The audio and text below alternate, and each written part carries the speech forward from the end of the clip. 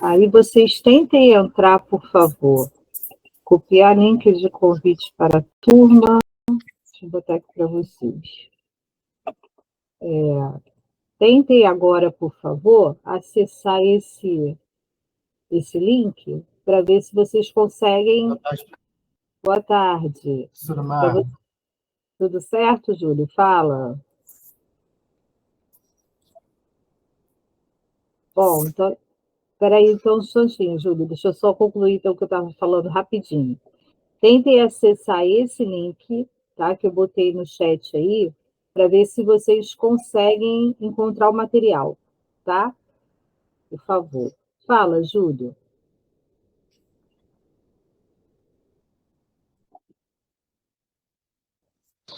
Eu consegui entrar, professora. Conseguiu? E aí faz um favor para mim, gente. Entra aí e vê se vocês conseguem ver os posts que eu botei agora. Tem um de boas-vindas, tem um com 3 textos e tem um com outro texto do Bashir. Vocês conseguem ver isso aí?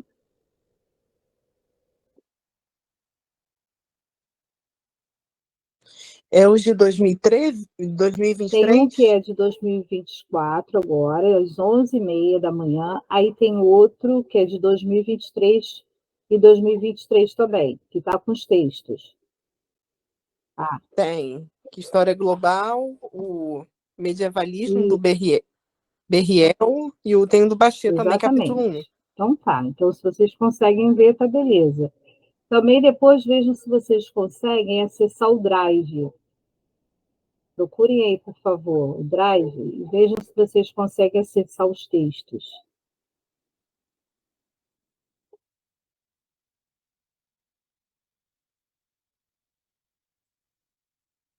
Porque eu não sei se quem entra depois consegue ver o Drive, enfim, não sou muito boa nesses negócios. Vejam aí, por favor.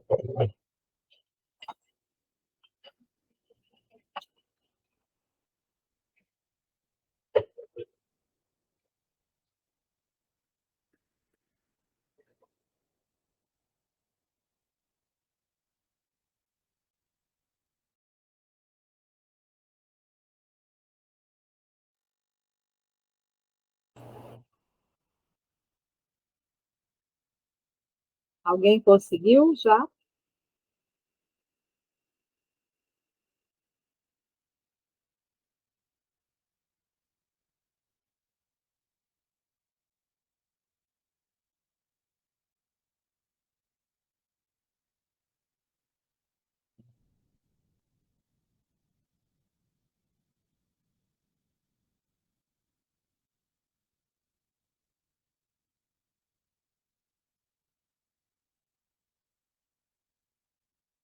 Beleza.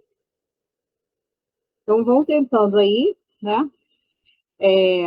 Espalhem aí a notícia para o pessoal que, por acaso, não estiver aqui agora, que tem esse link para vocês entrarem, está no Classroom, o material está lá, os textos eu vou colocar por lá, e os trabalhos, quando eu passar, também vão ser entregues por lá, tá?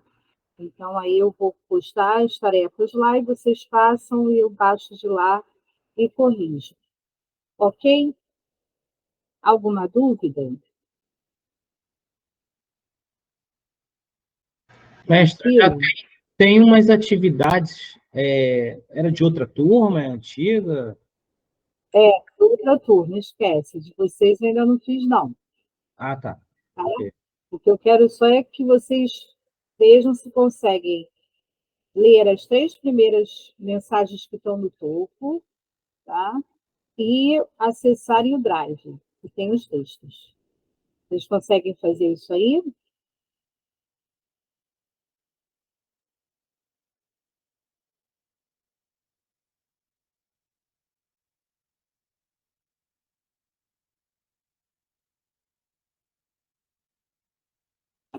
Ou vocês têm um tempinho para tentar aí, vamos lá para a aula, e aí, enquanto a aula for rolando, vocês vão tentando e depois me deem um retorno se conseguirem, tá bom?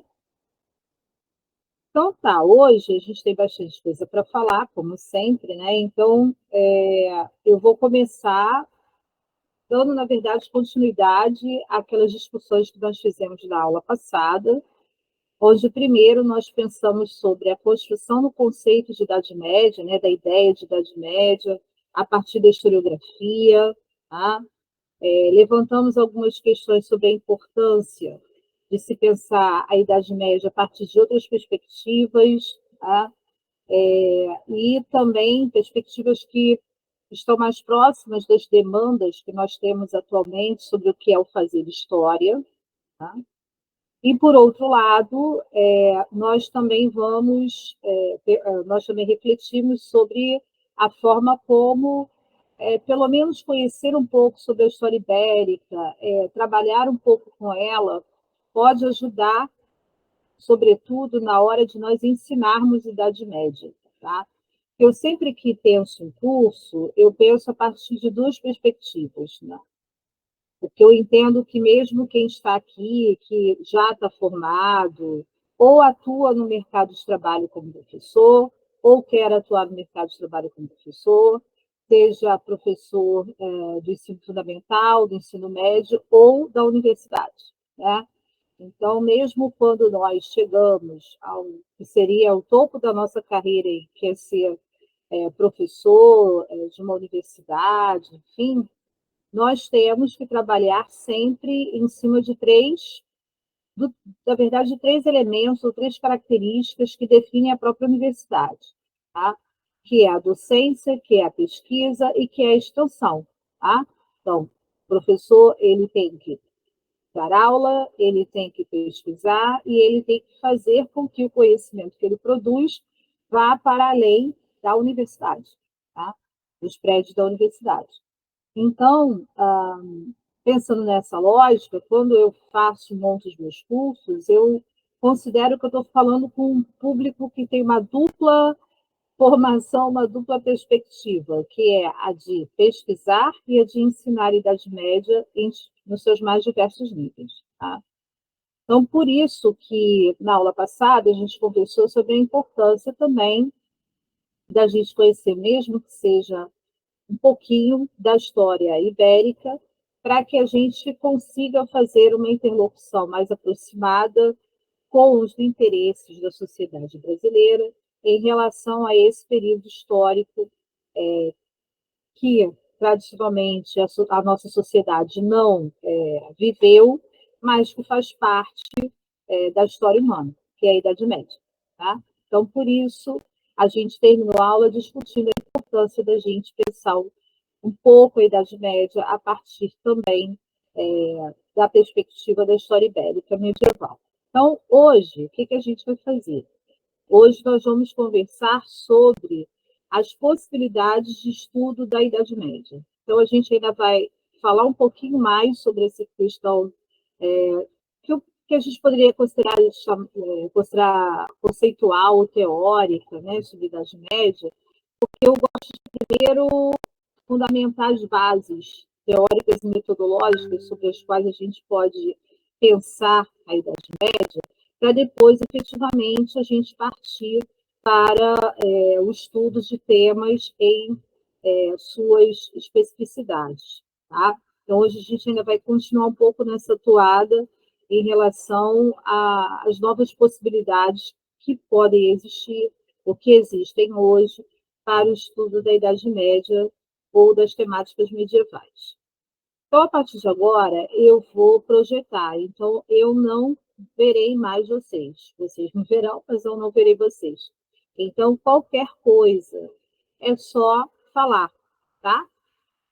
Não levanta a mão, não, porque eu não vou ver você levantar a mão. Vou ouvir no máximo aquele barulhinho. Então, querendo, interrompa e fale, tá? Não tem problema nenhum, não.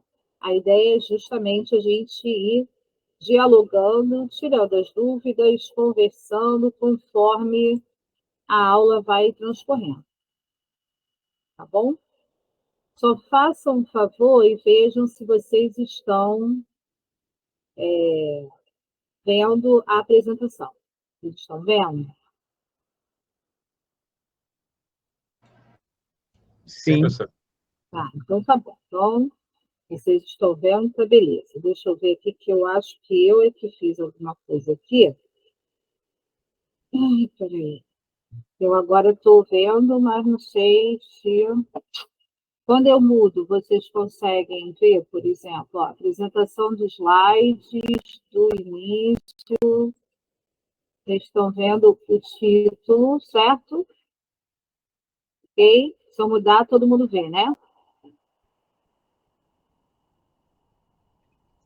Estão vendo? A senhora já mudou, professor? Já mudei. Está Não, número 1. esperou aqui não. Ah, então, peraí. Então, temos que ver o que eu fiz errado aqui. Ocultar. Volta para lá, dona Marta. Ixi, 2 vezes ele tem uma vontade própria que é irritante. Vamos de novo. Vamos lá.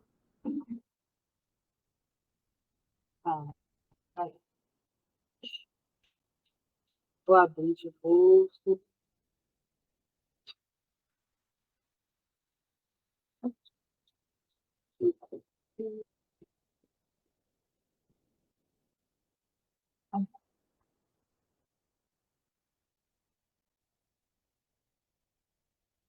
Tá, vocês estão vendo a minha tela aqui.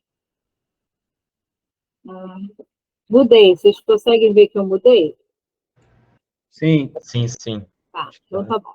Então, bora lá. Vocês estão vendo em tela cheia ou estão vendo só um pedaço? Estão vendo em tela cheia? Não, não está em tela cheia, não. Dá para ver Estão vendo a ordem dos slides. Entendi. Hoje ele não está querendo me ajudar, não. Tela cheia fica melhor para vocês, né?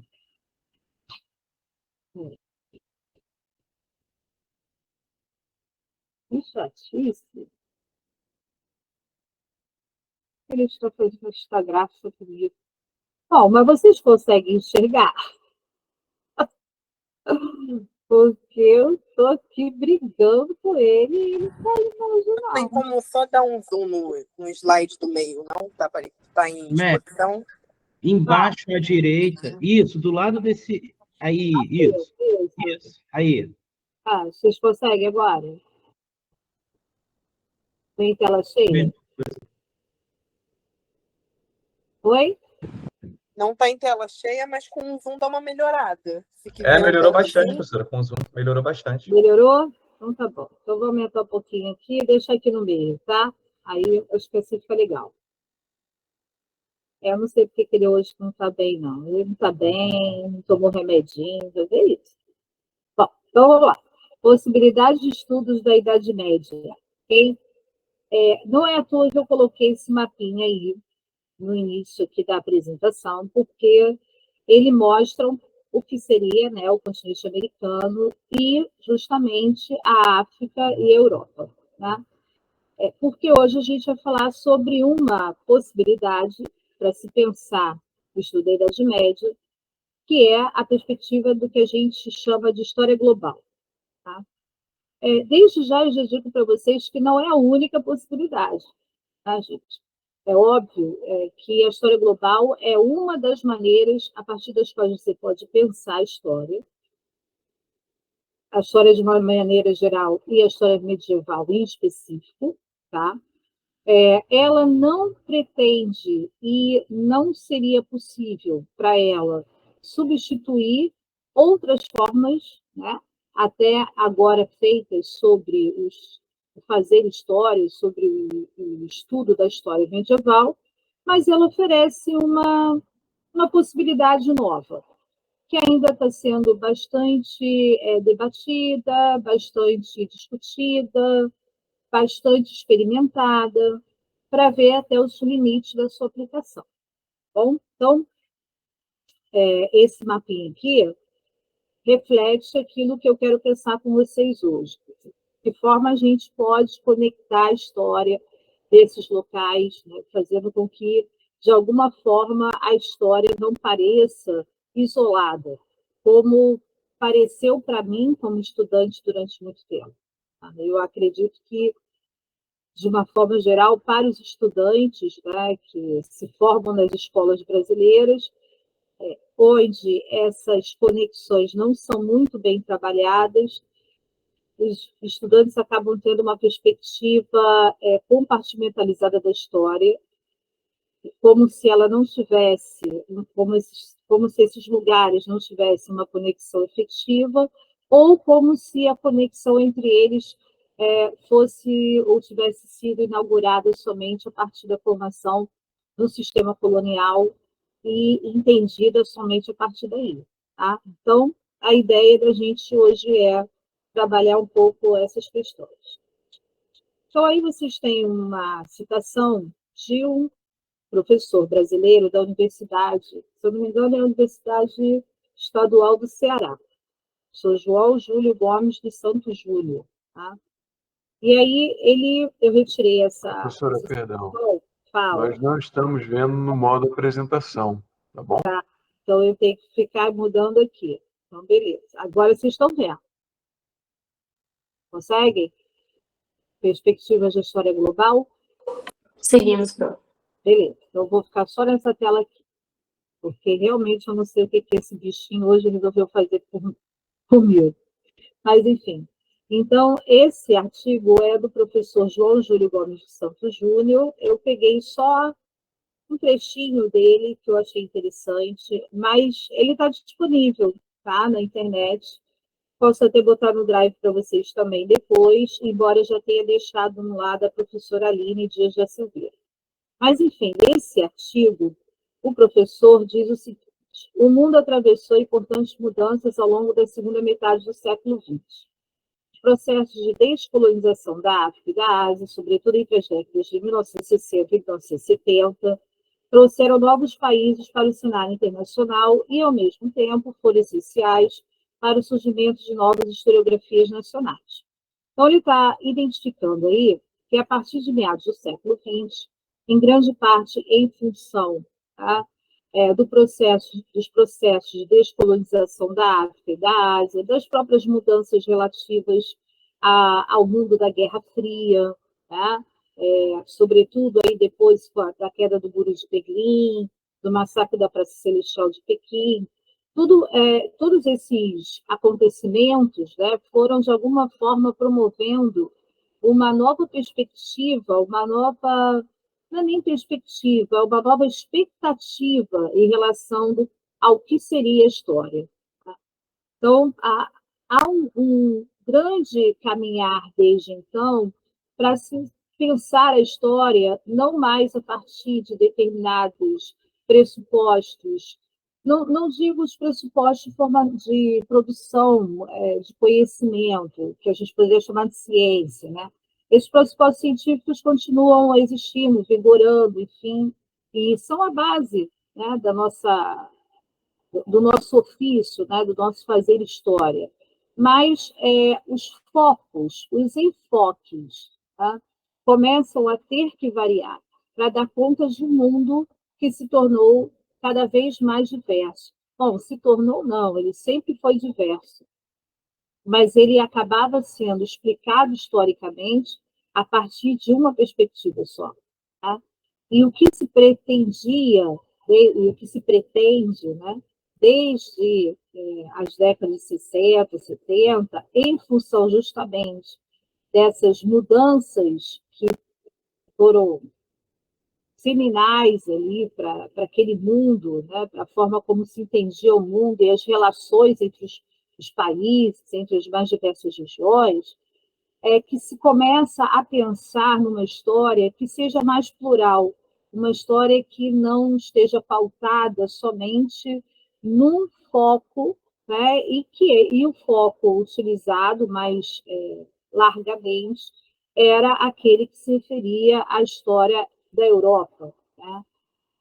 Então, trocando em miúdos, é você fugir de uma perspectiva eurocêntrica do entendimento da história e das relações históricas. Então, ele continua. Dessa forma, como bem salientou George Eagles, era preciso encontrar novas formas de escrever a história que fossem capazes de compreender as novas condições de vida que se diferenciavam bastante daquelas anteriores a 1989. É aí que se insere a chamada história global, Global History, que vem instigando historiadores, bem como profissionais de áreas afins, como relações internacionais e estudos de área, a repensar suas metodologias e objetos de pesquisas. A chamada história global não tem definição unânime, há, porém, algumas características claras, sobretudo a ideia de pensar a história para além das fronteiras nacionais e também a necessidade de se provincializar o Ocidente. Então, eu acho que tem 3 coisas que são interessantes para a gente pensar, né? Primeiro, é a ideia de que a história global, a Global History, ela é uma resposta direta a essa necessidade de entender um mundo que está em transformação. Segundo ponto, a ideia de que não há como você entender esse mundo, as raízes, digamos, históricas desse mundo que está em transformação, sem que você recorra, né, a um conhecimento interdisciplinar. Então, a cada momento, né, quanto mais a gente estuda, mais a gente vai entendendo que a gente sabe menos, conforme estuda, e, ao mesmo tempo, como é necessário a gente dialogar com outros campos, para a gente, pelo menos, ter um entendimento mais amplo, né, das questões com as quais a gente quer lidar. Terceiro ponto é a ideia de repensar metodologias e objetos de pesquisa. Repensar metodologias porque vai ser necessário a partir do momento que você vai buscar novos objetos de pesquisa, ou não necessariamente novos objetos de pesquisa, mas novas formas de pensar antigos objetos de pesquisa. Tá? E então é aquele exercício hermenêutico que a gente vai fazendo para poder revisitar determinados temas ou visitar novos temas a partir de novas perspectivas e necessitando cada vez mais de novos referenciais metodológicos sobre os quais pautar as nossas reflexões. O quarto ponto que eu acho que é interessante que ele assinala aí é a ideia clara que ele coloca aqui, que a história global não tem definição unânime. Tá? Então, se você vai ver, vocês vão observar aqui ao longo da aula, que essa história global, ela pressupõe várias possibilidades de fazê-la. E uma não inviabiliza a outra. Uma não necessariamente pode ser considerada a melhor forma de fazer.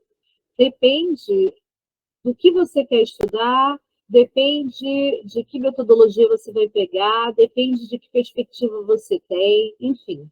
Tá? O que se tem são várias possibilidades. Possibilidades que ainda não estão totalmente claras, né? Mas que têm em comum o que é o quinto elemento que ele coloca aí, que é a ideia de pensar a história para além das fronteiras nacionais. Tá?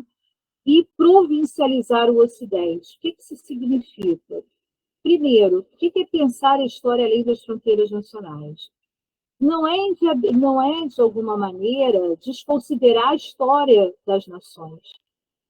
Porque se você desconsidera as histórias locais, se você desconsidera as histórias nacionais, você também não tem como entender a história global. Uma necessita da outra para funcionar bem.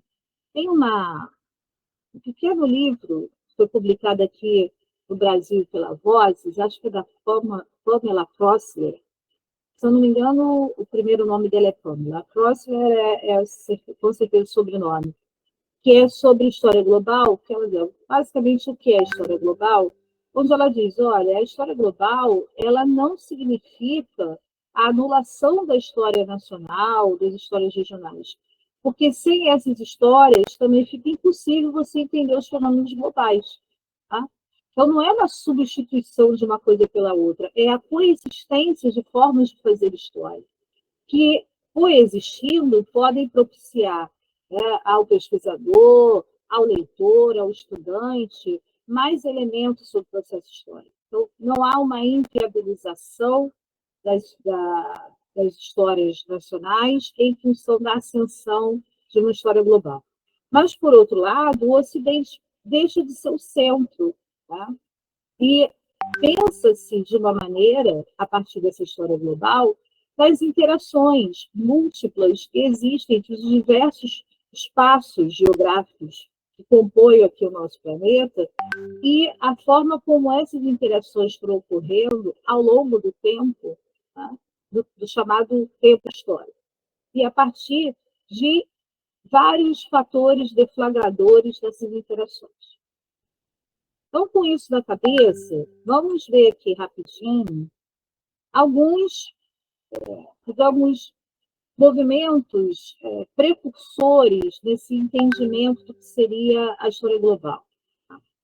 Na década de 70, um filósofo chamado Emanuel Wallenstein, ele elaborou uma teoria política e econômica que evidencia a relação moderna de interdependência interregional e transnacional em uma divisão de mundo entre países centrais, semiperiféricos e periféricos. Então, o Emanuel Wallenstein estava preocupado em pensar o seguinte: bom, há que se entender que não há isolamento entre as regiões. As regiões, as sociedades que compõem, né, a história, elas estão, de alguma forma, conectadas. Mas o Wallenstein ele vai pensar, sobretudo, nas conexões político-econômicas que existem entre essas sociedades num período específico, que é o período moderno. Então, a partir do momento que ele tenta entender qual é a lógica de interdependência existente entre os diversos espaços, uma interdependência, sobretudo econômica, entre os diversos espaços dentro da modernidade, ele vai acabar identificando um sistema meio que um sistema tripartido de entendimento dessas relações, né, dessas regiões, né, de classificação dessas regiões. Então, ele pensa esse mundo moderno dividido a partir dos países que são centrais, os que são semiperiféricos e os que são periféricos. Engraçado que eu lembro de ter estudado isso na escola, quando eu era pequena, lá, né, há muitos anos atrás. Essa distinção, né, países centrais, semiperiféricos e periféricos. E o Wallenstein ele vai identificar, sobretudo o século XVI, como o momento inicial de deflagração desse processo de relações de interdependência política e econômicas que vai acabar configurando a forma como a sociedade moderna e contemporânea vai se organizar. E, obviamente, o ponto de partida para o entendimento dessas interrelações, para ele, vai estar sobretudo na questão da formação dos sistemas coloniais, né? Do sistema colonial e a forma como esses sistemas eles vão ganhando especificidades nas diversas regiões onde foi implantado. Então, em grande medida, ele foi responsável por criar também pontes mais claras, né? Pontes mais produtivas entre a perspectiva histórica e a perspectiva da sociologia. E, ao mesmo tempo, ele vai abrir os olhos de uma boa parte dos pesquisadores do seu período e dos posteriores, que continuam a tê-lo como referência, tá? Para pensar a forma como a questão da descolonização acabou gerando um quadro de desigualdades em uma escala global. Então, a colonização gera um quadro de desigualdades que a descolonização no século XIX, por exemplo, tenta resolver, mas não consegue, e essas desigualdades entre as áreas do globo, sobretudo com base nas relações econômicas, elas continuam vigorando. E isso seria fundamental para o entendimento da forma como as sociedades, os países se relacionam na modernidade e na contemporaneidade. Tá? Deixa eu passar para o próximo aqui. Aí, na década de 80, a Janet Abu-Lubold, ela vai inovar, no sentido de que ela vai partir dos questionamentos lá do Wallenstein e ir propondo, né, outros caminhos. Quando ela pega essa questão das interdependências e joga para o elemento regional, ou seja, como pensar essa interdependência entre as áreas, em termos políticos e econômicos, entre essas grandes áreas, não mais somente de uma perspectiva do globo, mas em determinadas regiões. Como isso se reflete na forma como, em determinadas regiões, essas interdependências se estabelecem. E aí, ela vai acrescentar muito a essa reflexão quando ela rompe a barreira do século XVI, entende? Quando ela começa a identificar, num período chamado pré-moderno, né, porque englobando aí a Antiguidade e a Idade Média, embora eu prefira usar o termo Antiguidade e Idade Média, mas, enfim, num período pré-moderno, né, a forma como as relações que já existiam lá, sobretudo no período medieval, acabaram contribuindo para a construção das relações que vão ser estabelecidas a partir do século XVI, tendo como base a formação do sistema colonial. Então, ela vai identificando centros hegemônicos que já existiam anteriormente e que, no período moderno, acabam sendo aqueles a partir dos quais esse sistema de exploração colonial, esse sistema colonial, enfim, vai se configurar. Então, ela vai evidenciar, para isso, as conexões comerciais entre os continentes africano, europeu e asiático, entre os séculos XIII a XIV, entendendo que não haveria ali um centro, o próprio Mediterrâneo seria o centro, né? Não haveria ali uma daquelas zonas que estaria numa posição economicamente mais proeminente do que a outra. O que haveria ali seriam trocas comerciais, seriam conexões comerciais que alimentavam, né, a interação entre esses diversos espaços, no caso a África, a Europa e a Ásia, e essas interações teriam se intensificado, sobretudo, a partir do século XIII e se estendido até o século XIV e, de alguma forma, influenciado todo o processo que vai ocorrer a partir do século XV com o desenvolvimento do sistema colonial. Então, as práticas desenvolvidas a partir da inter-relação regional pré-moderna formariam os fundamentos que possibilitaram o desenvolvimento de uma nova ordem mundial que vai ser estabelecida no século XVI com base no sistema colonial, tá? Na qual a Europa assumiria a hegemonia da maior parte do mundo, e isso vai demonstrar que as características dos sistemas mundo não são invariáveis e que não existe um único caminho de conexão entre si. Que a partir do momento em que ela vai mostrando como essa interdependência regional vai acontecendo ali, nesses três continentes, entre esses três continentes, a partir do século XIII, ela vai mostrando que essas conexões regionais formam o que a gente chamaria desses sistemas mundo, né? E esses sistemas mundo, portanto, não necessariamente pressuporiam o envolvimento de todo o mundo, no sentido de que a gente tem do nosso planeta, né, em todo o planeta, mas haveria em cada das regiões, né, ao longo da história, e ela identifica a partir do século XIII, essas conexões regionais que formariam ali uma lógica própria, né, um sistema mundo próprio, que primaria, sobretudo, pelas interações comerciais. Por que comerciais? Porque a partir daí você poderia entender a lógica também como pessoas, como objetos, como influências culturais circulam de uma região para outra, porque estão, de alguma forma, conectadas a partir dessas redes comerciais. Tá?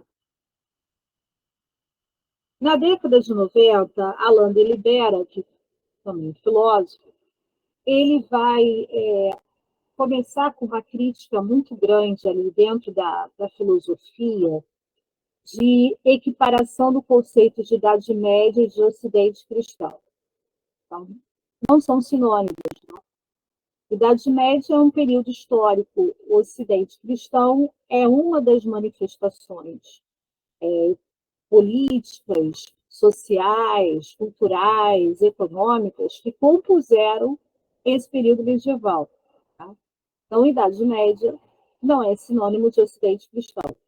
O que não é simultaneamente ocidental e cristão é posto à margem, considerado apêndice exótico sem legitimidade própria. Essa é a grande crítica do Alain de Libera, porque ele diz, olha, a tendência nossa, né, até da filosofia, dos intelectuais de uma maneira geral, é desconsiderar aquilo que não está dentro do universo que a gente poderia chamar do Ocidente medieval, do Ocidente cristão medieval. Tá? Então, nós tendemos a deixar de lado todas as possibilidades de interação, de conhecimento, da fluidez das trocas de conhecimento que acontecem nos mais diversos tempos históricos, inclusive na Idade Média, entre o que a gente chama de Ocidente e Oriente. Então, por isso, ele ajuda a cunhar o termo translatio studiorum, ou seja, o movimento fluido do conhecimento. Movimento fluido do conhecimento que vai conectando Ocidente, Oriente, lembrando que essas categorias de Ocidente e Oriente também são categorias geográficas aqui, tá? Não estão aí necessariamente ligadas a noção de que existe uma cultura ocidental e uma cultura oriental, tá? O que a gente chama de Oriente é uma diversidade muito grande de perspectivas acerca da religião, dos símbolos, tá? Das formas de percepção de realidade. A mesma coisa acontece no Ocidente. Também esse chamado Ocidente cristão, que a gente tende a ver como se fosse uma coisa única, não é único, né? Guarda uma série de diversidades, como a gente vai tentar ver aqui no curso. Tá? Mestre, então, pode falar. Mestre, é da mesma forma que isso que esse autor ele cita, é uma grande verdade, especialmente quando a gente está trabalhando com o ensino médio, a gente começa a discutir com eles que a Idade Média, por mais que o livro didático deles apresente como se fosse apenas uma sociedade cristã, o continente inteiro, né? A gente demonstrar para eles que eles se espantam que nem todo mundo era cristão, né? Exatamente. Eu acho que a cerne do pensamento desse filósofo, né, do Alain, é justamente isso, né? Tentar demonstrar para o estudo da história medieval que nem todo mundo era cristão, nem toda a sociedade era cristã, nem toda a cultura criada era uma cultura cristã. Isso é fantástico, isso. Eu acho que duas coisas dentro disso que você falou. Nem todo mundo era cristão. Você também não tem só um tipo de cristianismo. Você tem vários tipos de cristianismo que circulam. Alguns que são, inclusive, colocados na situação de heresias. Os cátaros, né? O cristianismo católico, né? Aqueles que também são cristianismos oficiais, como o cristianismo bizantino, ortodoxo, né? O cristianismo copta, da igreja copta egípcia, Tá? Então, tem vários tipos de cristianismo que circulam, não é um só. Além de tudo, também, e é o que eu acho que é a bandeira do Alain de Libera, que é justamente entender como se conectam esses espaços, essas culturas, essas referências, elas não estão isoladas. As rotas de comércio, os mercados, as cortes, as universidades, as madraças, as escolas de tradução, são locais onde esse conhecimento, essas diversas manifestações de conhecimento, elas são trocadas, elas interagem, elas formam algo novo. Tá? Eu acho que esse movimento do Translato Studiorum, esse entendimento, né, da interação entre as culturas ocidentais, entre aspas, orientais, entre aspas, sempre lembrando que são categorias só geográficas e que têm uma diversidade muito grande em si, tá? São importantes para a gente compreender a Idade Média não a partir de uma perspectiva reducionista, simplista, como aquela que a gente vê nos livros didáticos, tá? E que ainda bem, né, tem gente que já consegue ir quebrando isso com seus alunos, e, ao mesmo tempo, mostrando a riqueza desse espaço, né, temporal que era a Idade Média, e as possibilidades de produção de conhecimento que existiram ali, e que acabaram organizando, ajudando a fundamentar movimentos como o Renascimento, Reforma Protestante, né, as formações políticas do período moderno, enfim. Tudo isso tem ali alguma relação, não necessariamente direta, tá? Porque também a Idade Média ela não foi pensada para ser o futuro da modernidade. A Idade Média é a Idade Média em si. O que está sendo produzido ali, os homens medievais não têm noção de como aquilo vai influenciar no futuro. Então, também não tem muita lógica a gente tentar ver a Idade Média como precursora da modernidade. Tá? Mas, sem dúvida, como o processo histórico já provou, o que acontece num período vai, né, de alguma forma, alguns elementos permanecendo, outros transformando ao longo do tempo e ajudando a constituir novas categorias políticas, econômicas, sociais e culturais. Legal, é isso aí. Estamos no caminho certo quando a gente começa a refletir mais sobre essas questões. E o meu objetivo nessa aula é justamente ir desconstruindo na cabeça de vocês, e ainda bem que vocês já estão bastante avançados nesse raciocínio, quebrando aí esses estereótipos e essas concepções monolíticas que a gente tem, infelizmente, ainda reverberadas em livros didáticos, né, e outras formas de circulação de saberes sobre a Idade Média.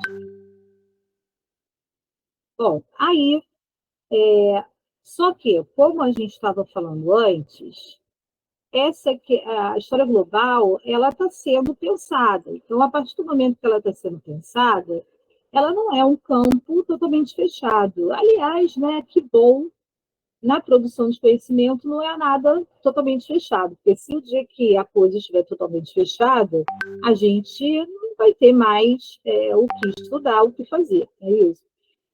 O conhecimento se faz assim, um bota um tijolinho, outro bota outro tijolinho, e assim vamos no nosso processo de produção daquilo que a gente chama largamente de conhecimento. Então, tem algumas questões que precisam ser pensadas quando a gente trabalha a ideia de história global. Né? Primeiro, a própria indefinição do termo história global. Até que ponto a gente consegue definir o que é a história global? Tá? Porque a história global ela é algo, em termos historiográficos, relativamente novo, à medida em que, como nós vimos, essas discussões elas se tornam mais efetivas a partir da década de 60, 70. Né? Então, ela é um campo assim, relativamente novo para a história, da história ciência, né? Ao fazer história, as pessoas já se relacionam globalmente há bastante tempo. O entendimento da gente sobre essas relações é que é ainda muito precário.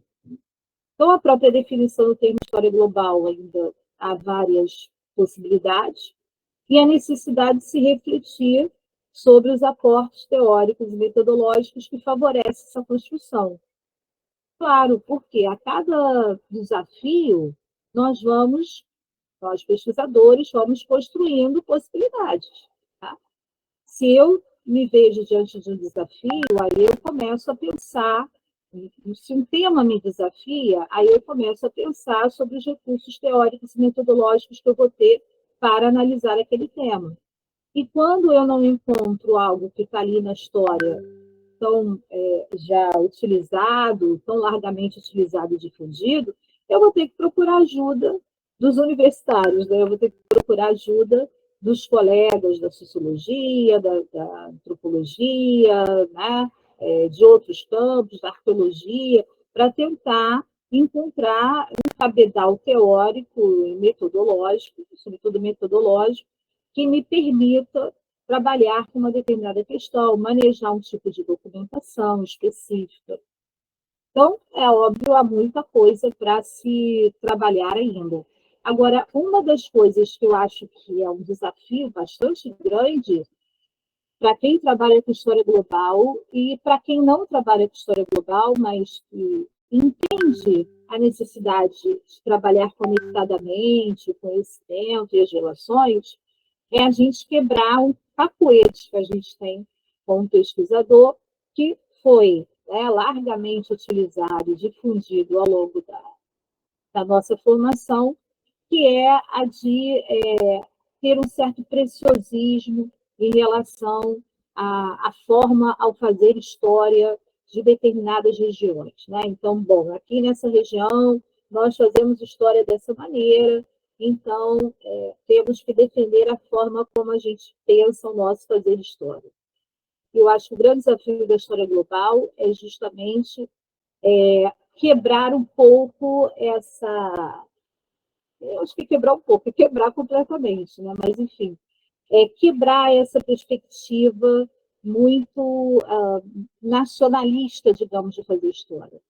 E aí, quando eu digo essa perspectiva nacionalista de fazer história, eu não estou dizendo que a ideia de nação tem que ser implodida, ou a própria história nacional tem que ser implodida, não é isso. Mas é o entendimento de que a forma como eu faço a história de uma determinada região, aqui no Brasil, né, como eu penso a história do Brasil, ela carece de ter interrupção com a forma como se pensa fazer história em outras regiões. Isso gera uma riqueza metodológica e teórica, isso gera a necessidade da gente pensar novas possibilidades de analisarmos os nossos próprios elementos históricos. Né? Temas que às vezes são batidos, que às vezes a gente parece que já conhece, né? E que precisam, às vezes, de uma revisitada a partir de novos olhares para ser compreendidos a partir de outros pressupostos. Mas isso é uma coisa que, ao longo de muito tempo e muito lentamente, a gente vai conseguir ir alcançando. Mas já temos bastante frutos nesse sentido, né? Isso anima bastante. Bom, então aí eu disse para vocês que história global não é uma coisa fechada, quer dizer, tem várias tendências dentro desse fazer história no sentido de uma história global. Então, eu vou colocar aqui para vocês, muito basicamente, alguns desses elementos, algumas dessas possibilidades. Quando vocês lerem o texto da professora Aline Dias da Silveira, que eu deixei lá no Classroom para vocês, ela vai explicar com mais detalhes essas formas, né? Acho que são 4 ou 5 formas de fazer história global. Ela tem também uma vasta bibliografia atrás, que vocês podem buscar os textos na internet. E aí, quem se interessar, pode partir do texto da Aline para ir desbravando possibilidades de estudo dentro da perspectiva da história global ou para o melhor entendimento do que é a história global. Então, a primeira perspectiva, assim, que é a mais antiga, né, no sentido de a mais utilizada há mais tempo, é a perspectiva da história comparada. Porque quando lá o Mark Bloch começou a fazer os Reis Taumaturgos, é um livro belíssimo, que ele escreve lá no início do século XX, né, na década de 30, que se propõe, onde ele se propõe justamente a analisar um mito que circulava na sociedade medieval e que reverberou na documentação, enfim, no imaginário medieval, assim, dos reis figura, né, dos reis taumaturgos. E esses reis taumaturgos são justamente, esse mito dos reis taumaturgos circula principalmente para os reis da França e os reis da Inglaterra. Então, reza a lenda, rezava o mito, que os reis tinham o poder de curar as pessoas. Então, numa determinada época do ano, ele recebia os seus súditos, os súditos iam até o rei e eram abençoados pelo rei, ou então simplesmente tocavam a veste do rei e ficavam curados. E aí o Mark Bloch vai, dentro dessa obra, analisar de onde vem essa ideia dos reis que curam. Aí ele faz um tratado belíssimo sobre a forma como a realeza vai se estabelecer na França, na Inglaterra, as origens germânicas dessa realeza, que são diferentes. Tá? E aí, no final de muitas investigações, utilizando, um arco bastante grande de documentação, ele chega à conclusão de que, na verdade, essa ideia dos reis que curam, ela está ligada, primeiro, ao imaginário que já existia na cultura germânica acerca dos reis, tá? Do poder curativo dos reis. Por outro lado, ele vai entendendo como a igreja vai se apropriando, a igreja no sentido do cristianismo, vai se apropriando dessa ideia, né, dessa noção da taumaturgia. Eu não sei se eu... Peraí, acho que eu esbarrei aqui. Dessa noção da taumaturgia para endossar, né, cada vez mais a perspectiva de uma monarquia que vai sendo representante de Deus na Terra, da vontade divina, enfim. E, por outro lado, ele vai mostrando também que circulava um tipo de doença na Idade Média que se manifestava em ciclos. Então, quando o camponês ia lá, tocava nas vestes do rei e entendia ter sido curado pelo rei, é porque era o ciclo da doença onde a manifestação mais aguda havia passado. E ele, o camponês e a população, entendia esse arrefecimento da doença como se fosse algo milagroso, um milagre constituído a partir da vontade divina e da ação do rei. Olha que interessante também, é a ideia de que não precisa tocar no rei, ou não precisa o rei tocar em alguém, mas se alguém toca as vestes do rei, já está curado, ou obtém a cura. Isso, pode falar, pode falar. Fala, Gilmar.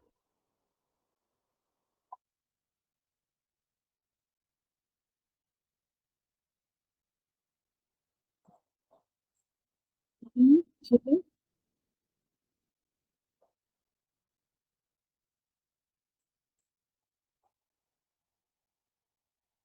Exatamente, exatamente. E era isso que eu ia falar adiante. Muito obrigada por ter falado. É justamente isso. Tá? Então, quem lê a Bíblia e quem tem conhecimento, pelo menos mínimo, sabe que numa determinada situação, o Cristo estaria passando, uma mulher toca nas vestes dele e é curada. Então, é como aí você percebe, dentro da ideia dos reis taumaturgos, do mito dos reis taumaturgos, uma apropriação, usando os termos aí do Chartier, uma apropriação de um mito, né? Enfim, de uma narrativa bíblica, tá? E, ao mesmo tempo, uma representação nova dessa narrativa a partir da perspectiva dos reis taumaturgos. É um livro muito bacana, vale a pena ler. E o Bloch, com isso, ele inaugurou, ele não só... Olha, porque é uma coisa muito difícil, eu fico pensando em quanto tempo de pesquisa, quanto empenho, quanta erudição ele teve que ter para fazer isso, porque pressupõe um entendimento muito grande das duas realidades, tá? Para conseguir construir uma comparação dessa. Mas ele abriu o caminho para as possibilidades de se pensar a história comparativamente, coisa que até então não estava muito no radar do fazer história. Então, a história comparada, ela oferece grandes possibilidades. Você pode comparar tempos diferentes, sociedades diferentes no mesmo tempo, espaços diferentes, documentações de tipos diferentes, enfim, há várias possibilidades dentro desse, que a gente poderia chamar desse comparativismo. Tá? Inclusive, na UFRJ, eles têm um programa específico só de história comparada, né? Eles entendem como um elemento teórico e metodológico para a construção do conhecimento histórico. Né? Mas o comparativismo, a história comparada, ela pode ser pensada e utilizada nos mais diversos tempos e espaços, muito interessante. E aí, de Brodel vem, após, obviamente, o Bloch, né? Porque o Bloch seria ainda a primeira geração da Escola dos Análises, na perspectiva do Peter Burke, e o Brodel seria ainda a segunda geração. E aí o Brodel, que praticamente domina a Escola dos Análises ali, né, durante a sua direção, ele vai dedicar a vida dele ao Mediterrâneo, né? E aí ele entende o Mediterrâneo como centro a partir do qual ele vai compreendendo a forma como ele investe nessa perspectiva da história cultural, né? A forma como a política, a economia, a sociedade, a cultura, elas, das diversas sociedades ali em torno do Mediterrâneo, elas acabam se conectando. E constrói uma obra também muito, muito interessante, de grande fôlego, apesar das críticas que possa haver em relação à questão do determinismo geográfico, apesar das críticas que envolvem um estudo não tão efetivo de regiões que não são mediterrâneas, mas, enfim, ele abre uma possibilidade para a gente pensar como essas relações mediterrâneas, sobretudo aquelas do Filipe II, né, que é o Mediterrâneo do Filipe II que ele está analisando, tá? A forma como esse Mediterrâneo, de alguma maneira, se conectou e gerou formações socioeconômicas, políticas e culturais, de certa forma, próximas, não idênticas, mas próximas.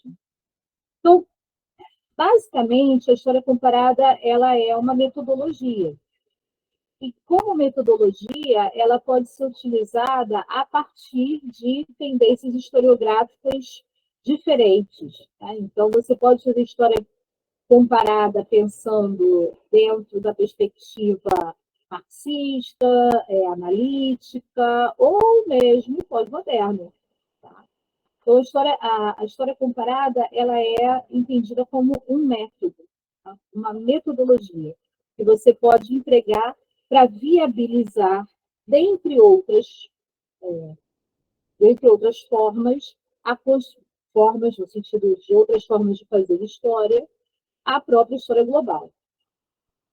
E aí é só você identificar quais as variantes comparáveis que você vai utilizar para promover a sua comparação, porque comparar não é fácil, parece fácil, eu pego uma coisa aqui, pego outra aqui e vou comparar.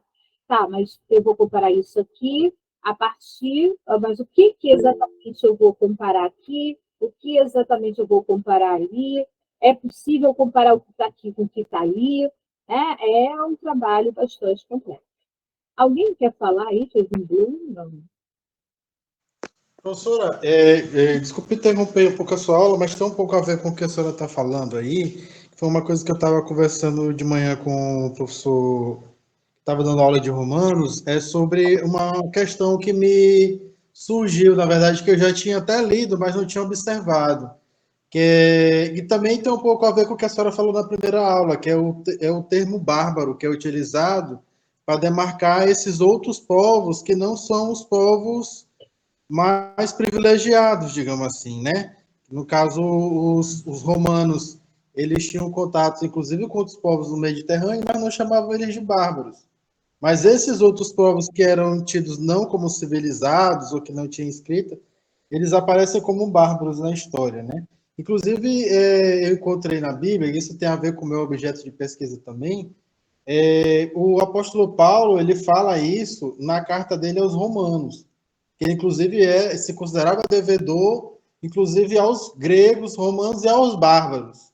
Então, quer dizer, e isso foi no ano, por volta do ano de 57. Então, já se tinha essa perspectiva de que existiam povos bárbaros. A gente está falando de um período ainda dentro da própria antiguidade, porque a gente está um pouco longe da queda ainda do Império Romano, né? Que o Império Romano vai cair lá em 400 e tarará, né?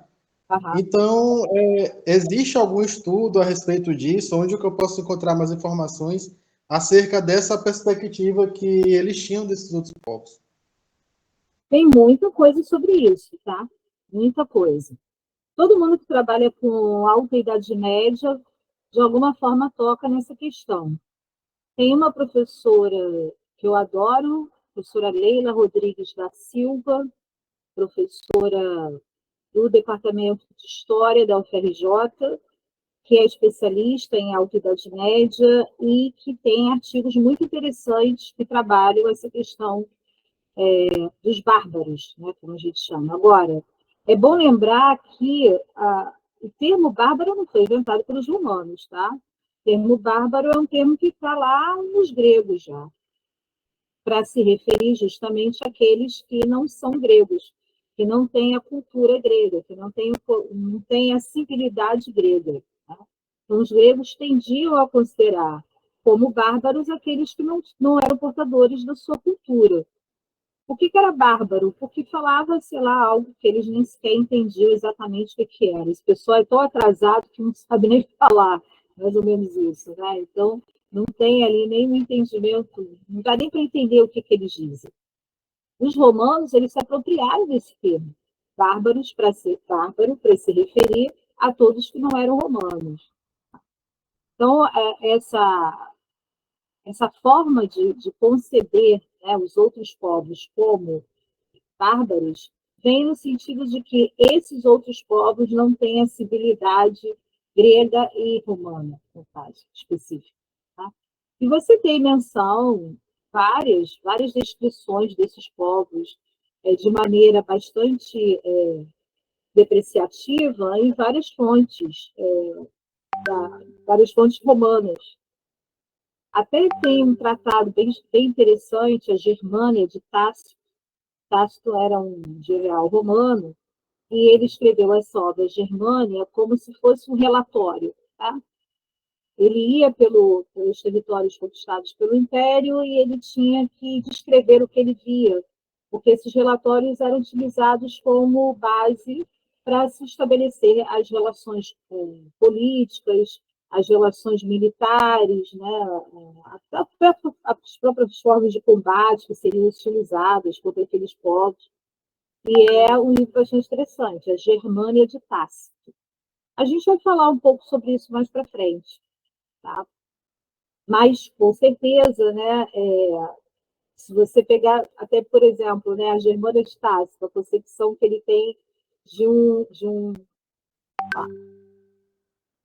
ariano, né, ali na Germânia, e uma outra fonte falando sobre os arianos, tá? Você pode até comparar a maneira como esse povo foi representado, e você estaria fazendo uma história comparada nesse sentido. Não, simples. Na verdade, a minha pergunta é mais devido à questão da distância temporal, que na verdade, eu tinha essa perspectiva mais que esse termo seria utilizado mais quando já pro final do declínio do Império Romano. E eu tomei assim um certo susto, vamos dizer, vamos usar essa palavra, quando eu li isso nas cartas, eu vi que tinha lá bárbaro. Pô, mas eu estou aqui no início do cristianismo ainda. Já tem essa concepção de que outros povos são bárbaros. Então eu fiquei com essa interrogação assim bem grande assim, né? Quando que iniciou essa perspectiva de que uns são bárbaros e outros são efetivamente chamados de egípcios ou de persas e assim sucessivamente? Eu acho. Rapidinho, Júlia, você também pode ver se pode ser uma questão de tradução, porque recentemente eu vi uma passagem bíblica que falava de operário. O termo operário foi muito posterior. Aí foi colocado operário por conta de tradução. Pode ser isso também. No caso, não. É um termo que já existe, sim. Mas o Paulo usou essa palavra? Essa que é a questão. Mas olha só, esse termo bárbaro, ele já existe nas obras gregas. Se eu não me engano, depois vocês confirmem com a professora Maria Regina, né, que é especialista em Grécia, tá? ou também outros professores que dei aula para vocês, mas isso já aparece nas obras clássicas gregas. Então, não é de todo inviável que o Paulo tem usado, não. E essas traduções, esse termo está na maior parte das traduções dos textos bíblicos, das cartas paulinas. Eu nunca li esse versículo especificamente e o outro termo. Mas, Paulo usava muito gentios, né, para se referir aos outros, que não eram judeus. Sim, né? sim. É. Bom, E às vezes, enfim. Depois vocês podem tirar essa dúvida aí com os especialistas em história de Roma e Grécia. Mas o termo é um termo que já está presente, sim. Tá? Na cultura, inclusive, escrita grega. Fala, Eduardo.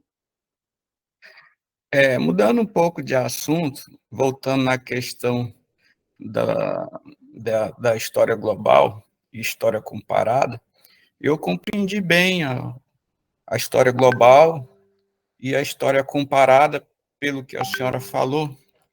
Só que aí eu veio uma dúvida do que exatamente essa perspectiva se diferencia do que era corrente na época do Fernando Brudel, como a concepção estruturalista de enxergar uma história total, sistêmica, em que as partes estão conectadas entre si num todo. E me parece que aquilo ali também era uma história global. Sim, também não deixa de ser. É que, se a gente... Deixa eu continuar, aí você vai ver que vai ter outras correntes dentro dessa história global, entendeu? Então, a corrente do Brodel e a do Bloch estaria na utilização desse comparativismo, dessa perspectiva comparada para entender sistemas mundos diferentes ou manifestações culturais, político-culturais diversas, como o que aconteceu com o Bloch. Agora, há outras possibilidades na perspectiva da história global, mas entenda, todas essas possibilidades, elas apontam para justamente a perspectiva de uma história global. Elas podem representar formas de fazer a história global, ou pensar a história global, diferentes, diversas, mas elas entendem, elas partem do pressuposto de que a perspectiva global é a forma mais fácil, não mais fácil, mas é a forma mais efetiva de você compreender as relações.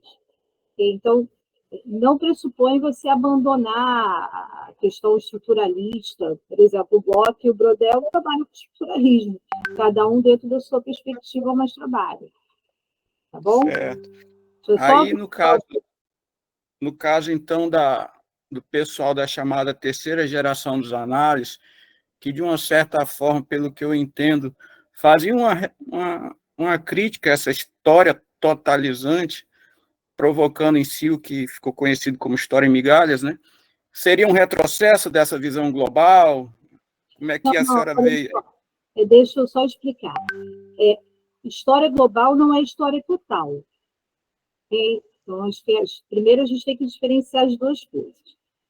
História total, como pensou os análises, é a perspectiva de que você tem 4 básicas estruturas que têm de ser pensadas para se compreender um fenômeno histórico. A política, a economia, a sociedade e a cultura.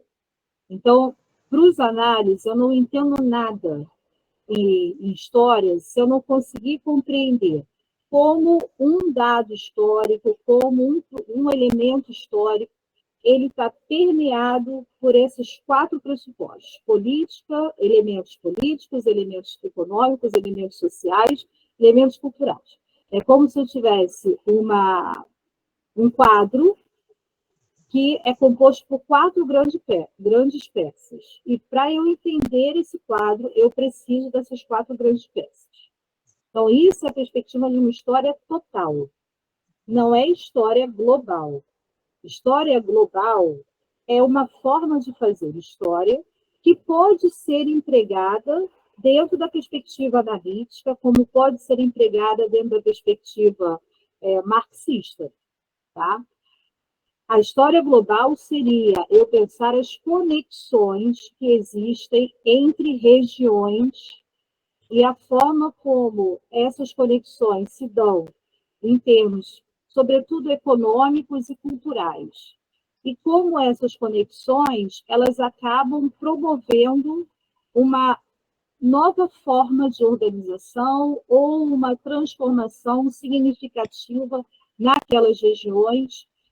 E aí, entendido região, pode ser uma regional mesmo, no determinado espaço geográfico, ou pode ser região no sentido mais amplo do termo, conexões entre continentes, etc. Entendeu? Então, assim, história global não é substituta de história total. História total é uma coisa, história global é outra. Não sei se eu me fiz clara. Foi? Deu para entender? Acho que sim, né? Deu sim, professora. Tá. Então, vamos tentar ver quais são as formas de pensar a história global que existem, que são várias. Como eu disse, não existe uma só. Então, vocês vão percebendo que cada autor, quando trabalha com uma história, uma perspectiva de história global, ele pode ir para um lado, ele pode ir para o outro, enfim, tá? Então, a história global ela seria mais um método também de pensar a história. Uma forma de pensar a história. Então, uma das outras formas é a história chamada história atlântica, que pelo próprio nome você já entende o que é, não é? É pensar as relações atlânticas, ou seja, pensar como África, Europa, América se conectaram através do Atlântico.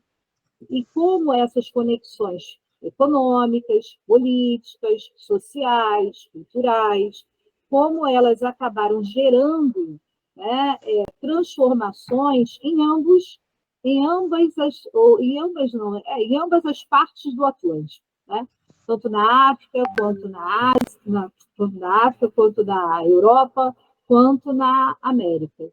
Então, entender o Atlântico como um sistema-mundo, ou seja, como é que essas 3 regiões, a partir das navegações que se estabeleceu naquele oceano, elas foram trocando elementos, né, nas estruturas políticas, econômicas, sociais e culturais, e como foram gerando quadros históricos diversos nas 3, ou seja, como é que o contato entre elas vai influenciando os 3 continentes, as sociedades que compõem esses 3 continentes.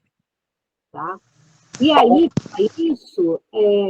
a ideia é você romper com a perspectiva de pensar a história do Brasil de maneira isolada da história da África, de maneira isolada da história do restante da América Latina, de maneira isolada da história da Europa.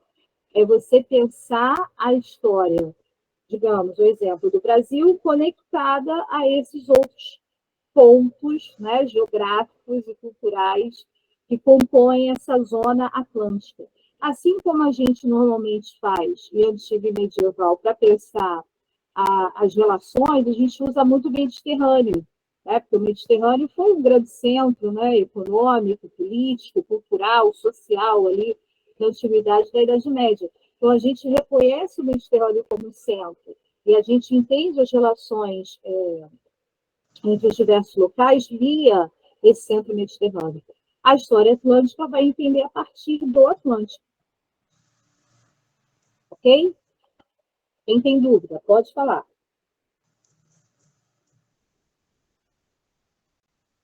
Tranquilo? Então, seguindo. Fala, pode falar, fala. Volta o slide só para me anotar uma coisa, professor, por gentileza. Sim, voltei. Professora, o que eu queria lhe perguntar tem a ver com que um pouco, já que a Marcele estava na vez aí, mas ela não se manifestou, eu vou aproveitar aqui a deixa, então. Sobre o que o Eduardo falou, esse, no caso, não seria uma especialização da história? Em que sentido que eu estou falando de especialização? Essa nova compartimentação da história, que o François Doce coloca como migalhas, né? Que seria a história dos análises proposta pelo próprio Brodel também, de certa forma, né? Que você tem a questão da história social, que também vai emergir num período bem posterior na França, né? Então você tem perspectivas diferentes de analisar a história, né? Embora também se faça uma história global de uma perspectiva dessa aqui, por exemplo, uma história global de uma perspectiva cultural, por exemplo, sobre a antiguidade ou sobre outro período, né? Então, eu acho que isso torna a história não só mais interessante, como mais complexa do ponto de vista teórico e metodológico, né? Sim. Olha, eu acho que a crítica que o François Dossier faz, e a ideia da história em migalhas, é a não integração entre os elementos, entende? É acabar você priorizando um elemento e desconsiderando os demais. Por isso que ele entende, né, que, assim, obviamente, quando você vai chegando, a terceira geração da escola de análise, ela não é que ela rompa com a perspectiva da história total, é que ela começa a considerar que para você conseguir interagir com esses 4 elementos dentro de uma pesquisa, não elencando um objeto específico, fica complicado. Então, é inevitável que numa pesquisa você vá ter uma questão, a partir dessa questão, você vai priorizar um dos campos da análise, ou político, ou econômico, ou social, ou cultural, mas você nunca vai desconsiderar a interação desse campo com os demais campos. Tá? Então, quando eu acabo desenvolvendo uma pesquisa que vai mais para uma questão política, eu não estou analisando só a política. Para entender a forma como há essa manifestação política, eu preciso considerar fatores econômicos, sociais e culturais. Mas o meu foco vai estar na questão política, entende?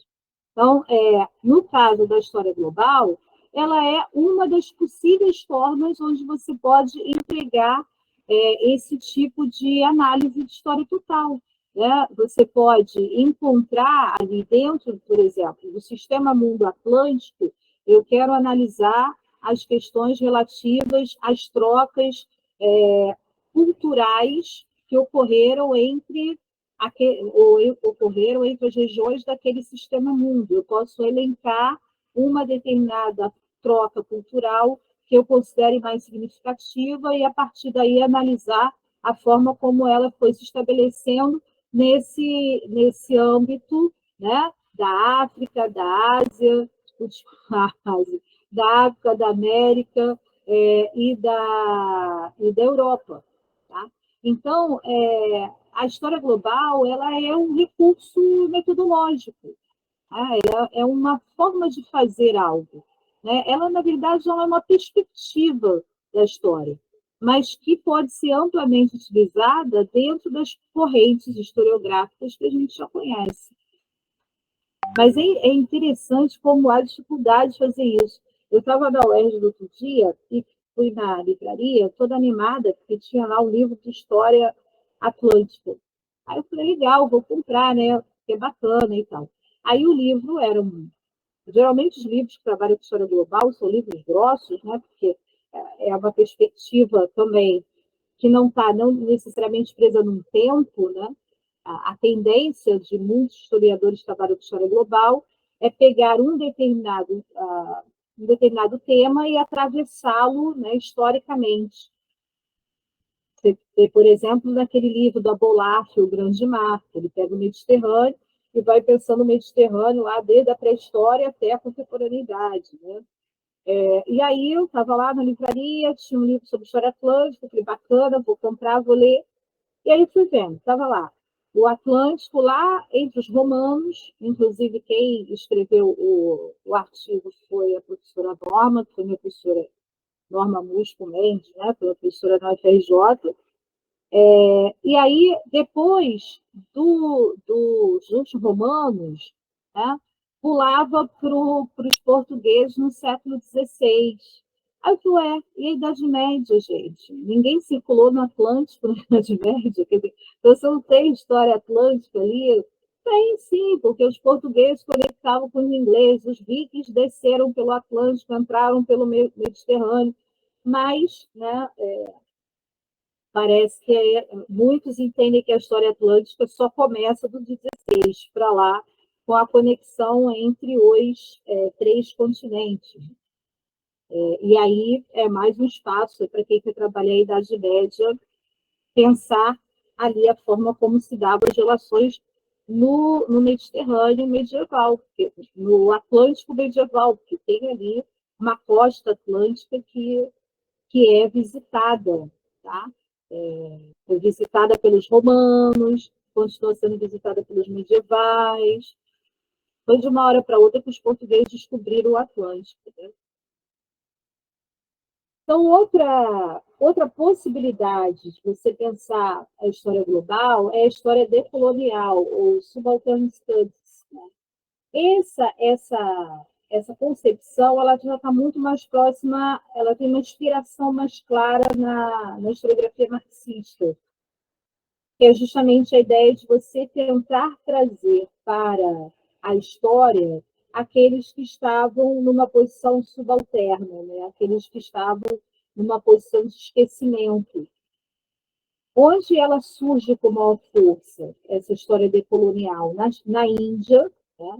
A partir dos estudos do Dipesh Chakrabarti, que eu não sei se eu estou pronunciando o nome dele corretamente, a partir da década de 80, e aí a ideia é tentar ver a história não a partir dos grandes centros, né, já tradicionalmente compreendidos, mas tentar entender a história a partir de regiões que poderiam, que são e que foram consideradas pela historiografia, de certa forma, periféricas, ao longo, né, da produção historiográfica, mas que tiveram uma importância muito grande dentro dos locais, das regiões onde elas estabeleciam, formando, sobretudo, sistemas mundos muito específicos, né? Formando conexões interregionais muito específicas.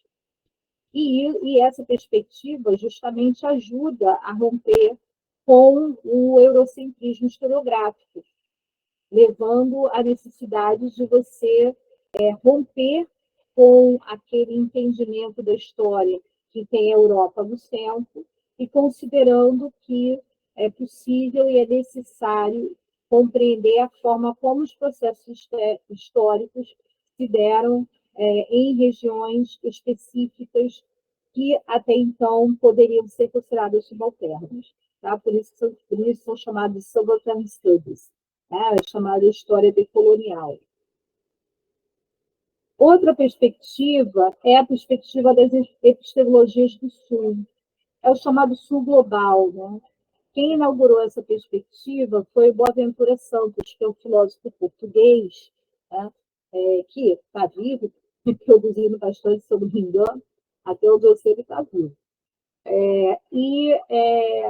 Ele chama a atenção para o fato de que das contribuições que aqueles que estão no sul global, que geralmente são as zonas que estiveram, de alguma maneira, numa posição subalterna, tá? Então, ali, África, nós aqui, né, América do Sul, a própria Índia ali, né, na parte sul, né, norte e sul. Então, nós aqui do sul, chamado sul global, que geralmente estivemos no processo histórico numa posição de dominação e, ao mesmo tempo, numa posição subalterna, como nós podemos mudar a forma de pensar a história, porque nós temos um olhar diferente sobre a história. Então, a partir das nossas demandas, a partir da forma como nós concebemos a história, como nós nos colocamos ou fomos colocados, né, em determinadas circunstâncias históricas, isso traz para a gente um olhar diferente, um olhar mais diversificado sobre determinados fenômenos históricos que são tratados tradicionalmente da parte norte dentro de uma perspectiva e com o qual nós podemos contribuir quando oferecemos um olhar diferente sobre determinadas questões. Então, é por isso que são chamadas epistemologias do Sul. Porque o Boaventura Santos diz que não há epistemologias neutras. Então, por mais que você tenha ali, não, nós vamos tentar fazer uma história o mais neutra possível. Enfim, é claro que a gente tem que tentar, mas sempre por trás das nossas pesquisas, das nossas análises, das questões que a gente levanta, né? Sempre é um conjunto de ideias que meio que direcionam a forma como a gente pensa. Tá? Então, não tem nada ali totalmente neutro. Por isso, ele acha que a forma como a história foi construída, isso é um fato, né? A forma como a Europa pensou a sua história, ela não é a forma como nós pensamos a história da Europa. A gente pensa a história da Europa a partir de outros elementos, porque a gente tem uma visão crítica, por vezes, em relação a essa história. Tá? E aí ele diz, bom, a gente pode contribuir muito com a nossa visão crítica, né, sobre determinados fatos, determinados elementos que foram já tradicionalmente consagrados, mas que, na prática, representam o olhar deles sobre eles. E aí nós deveríamos ser capazes de produzir conhecimento que lançasse um olhar diferente sobre eles. E aí, por último, as histórias conectadas. Essas são, confesso que é a que mais me atrai, que eu mais gosto.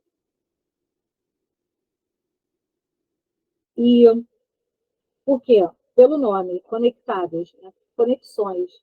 Eu acho que todo conhecimento se produz com conexões. Nada pode ser pensado isoladamente. E aí, um historiador também indiano, vocês veem que os indianos, né, eles têm uma participação muito grande, né, nessas perspectivas de história global que têm se desenvolvido. O Sanjay Subramanian, também não sei se estou falando o nome do sujeito corretamente, ele rompe com a perspectiva de centralidade do ponto de observação. Acho que isso que é o bacana. Ele diz o seguinte, olha, vamos largar a mão dessa história de que tem um centro a partir do qual eu olho alguma coisa. Não tem um centro específico. O que deve ser necessário se pensar são as conexões. Então, as conexões ocorrem dentro de determinadas regiões e influenciam o processo histórico de forma diferente. Portanto, não interessa só analisar aquilo que está ligado a determinado centro, mas até a própria noção de centro e periferia não deve existir. O que existe, o que deveria existir, seria o estudo das conexões. Então, se eu estou trabalhando a Índia, digamos, e ali na Índia, que é imensa, existem regiões que têm conexões políticas, econômicas, sociais, culturais significativas e que promovem transformações efetivas num processo histórico daquela região. Então, eu vou estudar aquilo ali. Não interessa se aquela cidadezinha ali, tradicionalmente, pela historiografia, não é entendida como um centro. Mas, naquele sistema mundo que eu criei, que eu construí, teoricamente ali, né?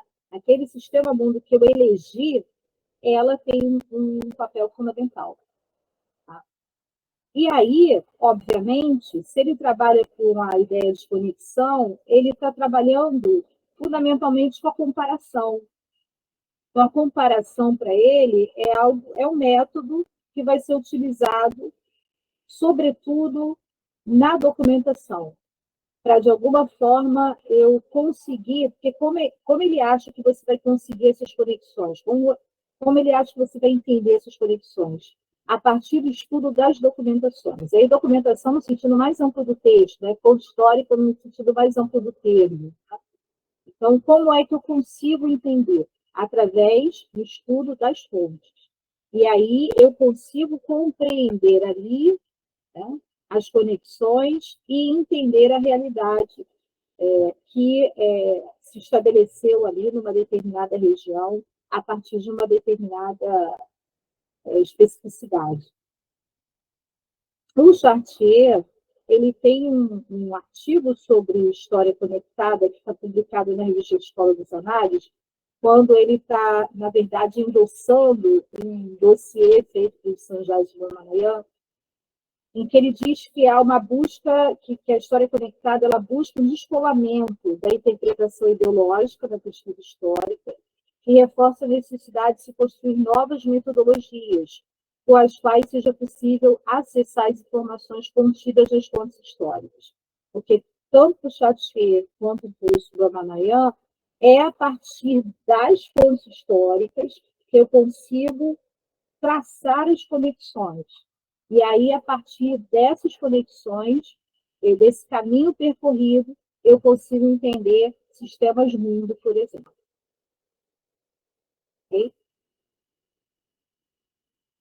E aí? E a Idade Média? Como é que fica nessa história? Porque, apesar de eu gostar do Saint-Jacques, ele acha que essas conexões só dá para ser feitas mesmo no século XVI, no período moderno. Mas, não. Essas conexões, sobretudo através da documentação, buscando os caminhos que formam esses sistemas mundo, você pode traçar em qualquer época da história, inclusive no período anterior à modernidade, né? Na Idade Média. Mas você tem duas pesquisadoras que agarraram essa essa perspectiva da história global, e elas resolveram pensar isso, de fato, dentro de sociedades que a gente chama aí, né, que usualmente se chama de pré-modernas. Eu já digo logo, não gosto desse termo, porque pré-moderno fica me parecendo que a referência ainda é o moderno. Eu acho que cada fase da história tem a sua história. Apesar de também não gostar do termo de história medieval, Idade Média é o que tem para hoje, fila do pão. Então, é o que eu utilizo com mais, apesar das críticas, com mais frequência. Então, a Catherine Holmes e a Noemi Standen, elas têm duas inovações muito interessantes. Primeiro, elas começam a tentar colocar em prática essa perspectiva da história global para o período da Idade Média, através das suas pesquisas. E nisso, elas investem claramente na conexão entre os continentes, né? Inserindo aí a África e as Américas dentro dessa perspectiva das histórias globais, né, das histórias regionais, né, desses sistemas de mundo regionais e da história global. E aí a ideia delas para a Idade Média significa tentar pensar a Idade Média a partir dela mesma. Então, ao invés de ver as conexões, sobretudo as comerciais, que são aquelas sobre as quais elas vão se debruçar com mais profundidade. Ao invés de pensar as conexões econômicas, né, comerciais medievais, como pressupostos ou como fatores formadores das conexões modernas que vão gerar o sistema capitalista, ou, desculpa, o sistema colonial, tá?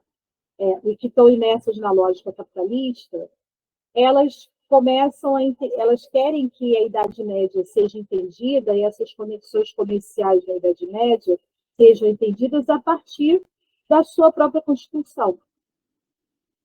Com isso, elas começam a estudar mais detidamente as relações comerciais, não a partir dos grandes centros comerciais que existiam ali, naquele período, mas tentando entender a forma como o comércio no cotidiano se dava, as mercadorias que eram consumidas, quem carregava as mercadorias, para onde elas carregavam, porque assim seria possível, na perspectiva delas, compreender como é que aquela população que não está na elite daquela sociedade, como elas lidavam com as relações econômicas, a maneira como elas criavam estratégias, mecanismos para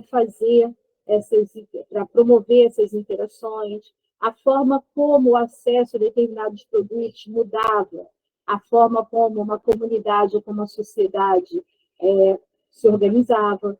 Então, elas vão cada vez mais debruçar sobre a perspectiva mais regional, dos estudos regionais, para poder compreender, né, a forma como essa rede comercial que os historiadores trabalham com história global, lá, muitos identificam o século XIII como um momento de formação dessas redes comerciais, que vão ser aquelas que vão alimentar lá depois, né, as redes marítimas modernas, né, como é necessário compreender de fato a maneira como aquela sociedade medieval ali, sem necessariamente ter um centro específico, mas como elas se conectavam comercialmente e os impactos desse comércio nas relações sociais. O outro autor que vai um pouco nesse caminho é o Jerry Bentley, que é um ramo aí da história global chamado New World History, tá? Que já vai estar preocupado não necessariamente com as conexões comerciais, mas com uma abordagem transcultural. Então, o objetivo dele é tentar entender como essas sociedades, nas pré-modernas, né, antigas e medievais, como essas sociedades elas interagiam, e a interação, né, promovendo que a transformação, então, não é uma sobreposição de culturas, é uma fluidez, é uma troca, né? É uma interação, nem uma troca, é uma interação que vai formando algo novo. Então, obviamente, ele está pensando muito na lógica do translate studioro, né? Como é que essas conexões culturais, esses elementos que permeiam, né, os signos, os símbolos, os entendimentos da realidade, a cultura intelectual, como isso vai circulando conforme circulam as pessoas e vão gerando, né, novas concepções, novas formas de interações culturais, políticas, econômicas e sociais. Então, apesar dele pensar na questão comercial das relações econômicas, apesar dele pensar nos movimentos migratórios também, tá? Aí, os bárbaros, né, que o colega perguntou a Joyce, seriam um campo bastante bacana para você entender essas interações. E aí, obviamente, com a documentação específica. A expansão da noção de império, né? A expansão imperial, a expansão imperial que a gente identificou em Roma, em carolíngios, mundo muçulmano, tá? Enfim. Então, a forma como determinadas noções elas vão ganhando formas diferentes ao longo do tempo, mas e essas formas estão totalmente ligadas a essas interações, a esse cross-cultural interaction que começa a acontecer ali, que não para de acontecer, que é um processo vibrante contínuo entre as sociedades. E aí você tem também o Michael Borgold, que vai se inspirar no filósofo alemão Wolfgang Welsch para trabalhar com a noção de transculturalidade, que é o que exatamente? Né? Porque você tem a ideia de interculturalidade e multiculturalidade. Só que para ele, para o Borgold, inspirado no Welsch, a ideia de interculturalidade e multiculturalidade, elas pressupõem a junção ou a interação de culturas que se encontram separadas, tá? Mas que interagem ou convivem. A ideia de transculturalidade ela é mais ampla do que isso. É tentar entender como essas culturas elas se enredam, elas se entrelaçam, numa perspectiva onde não há uma superioridade de uma sobre a outra, ou a predominância de uma sobre a outra. A preocupação é entender o que o encontro dessas culturas, o enredamento e entrelaçamento delas, como se dá e o que elas geram. Tá? Então, veja que os caminhos que acabam sendo usados pelos medievalistas, né, que têm pensado na perspectiva da história global, vão nesse andar de tentar ou compreender as relações de comércio ou as relações de trocas culturais ou de transculturalidade, melhor dizendo, entre aquele mapa, né, de culturas variadas que existiram na Idade Média e que interagiram e se entrelaçaram de formas diferentes. E aí eu trouxe um exemplo para vocês, um pouco mais prático, para a gente ir fechando, em relação a um livro de história global, tá? Livro de uma historiadora que utiliza a história global para pensar uma temática específica. E o interessante desse livro, que eu tenho trocentas críticas, mas eu achei interessante uma das perspectivas que ela coloca no livro, é que ela não se arvora a querer fazer o que eu acho que é o grande problema da história global. É querer pegar um tema e atravessar com ele temporalidades muito diversas. Isso acaba gerando, no meu ponto de vista, algumas generalizações em alguns momentos, alguns erros históricos em outros momentos, um preenchimento de lacunas, às vezes, de uma maneira um tanto descuidada.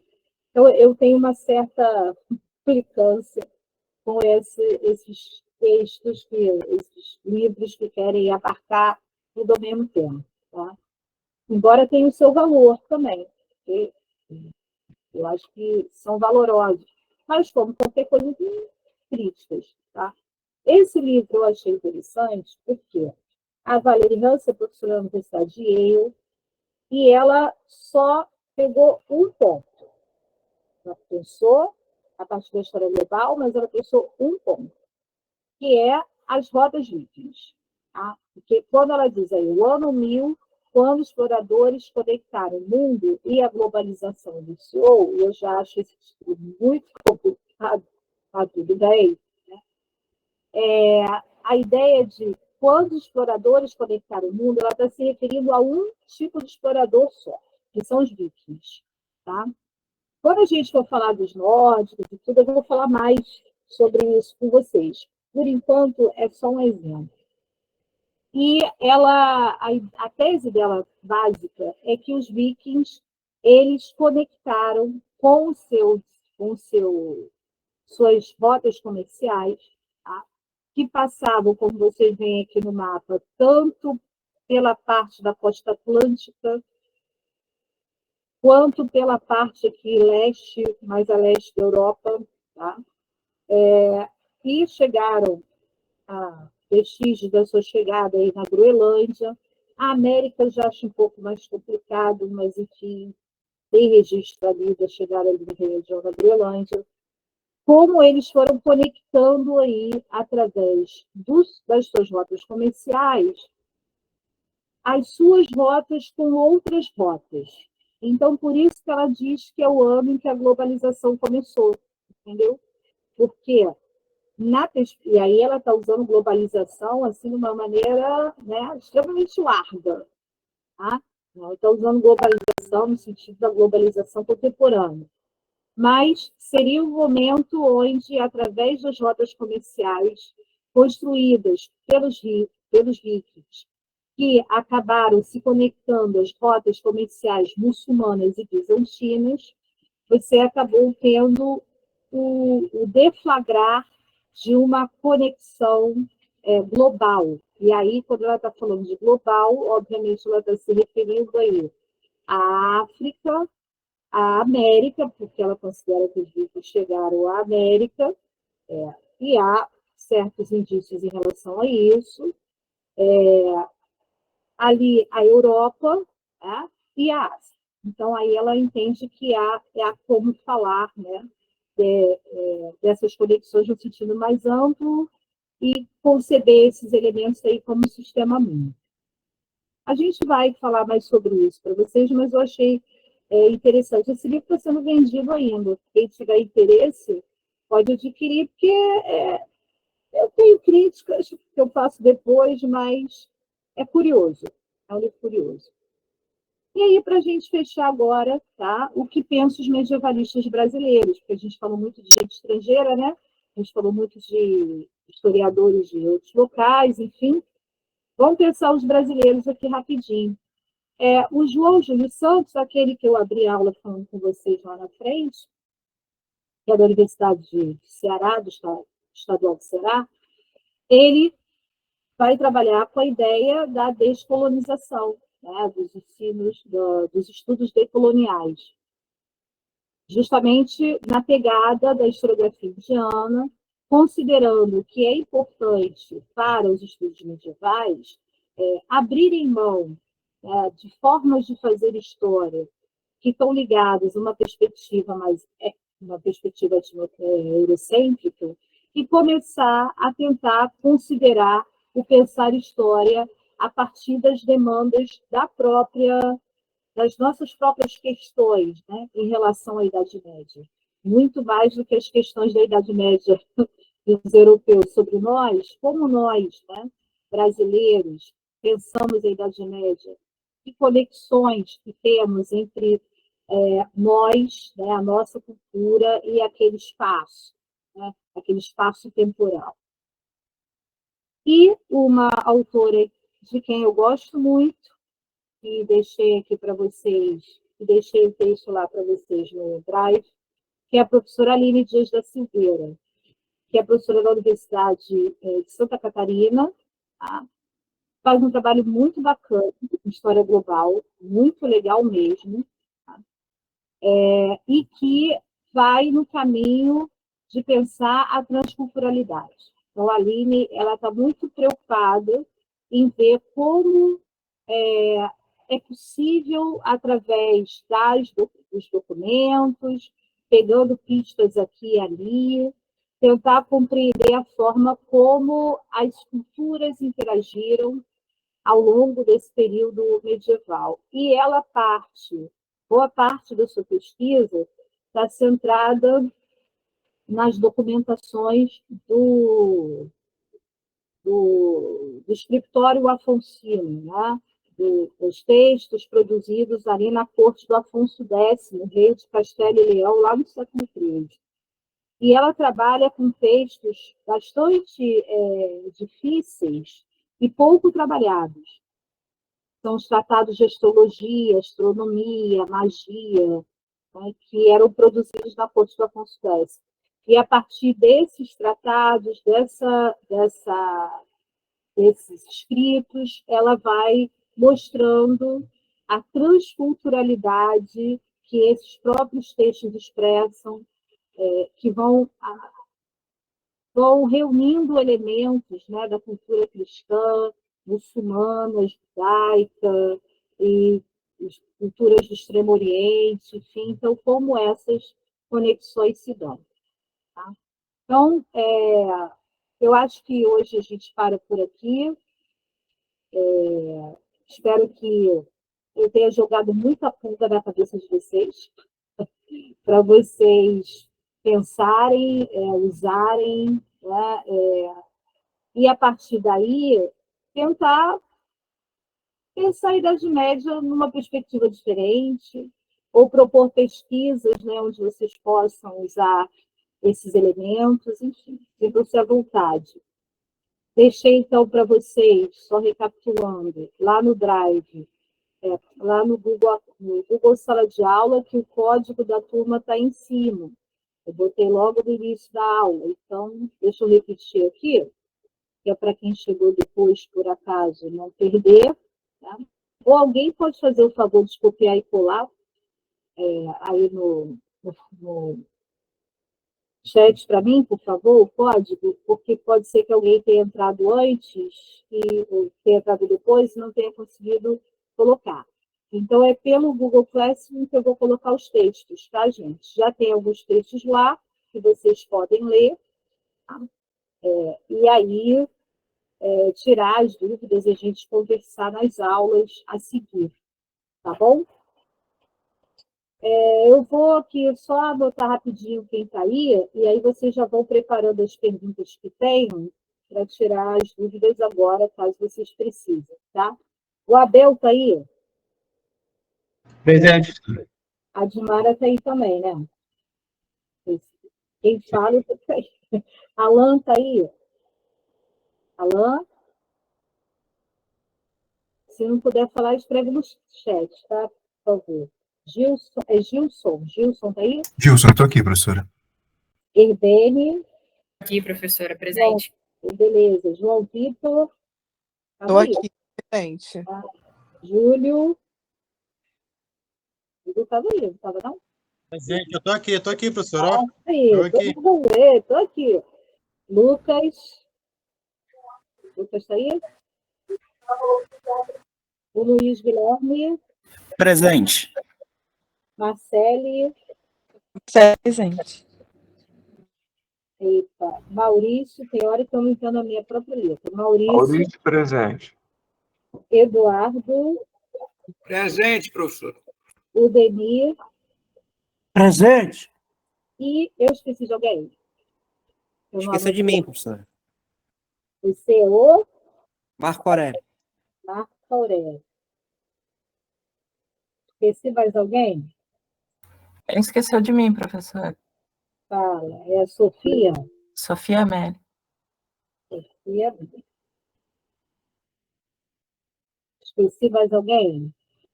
Larissa. A Larissa não tinha contado. Larissa Vitória. Acho que está todo mundo aí agora, né? Então, vamos lá. Larissa, qual é a sua dúvida? A senhora está conseguindo me ouvir? Que a internet está um pouco ruim. Acho que até estou saindo e entrando muito da aula. Não, consegui sim. Pode falar.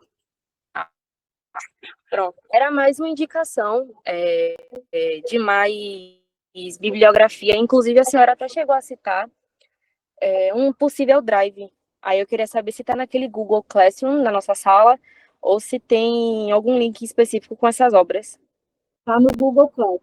A gente não achou o Drive no Google Classroom, não, professora. Então, se vocês entrarem nos estudos medievais, aí tem pasta da turma no Google Drive. Clicou aí?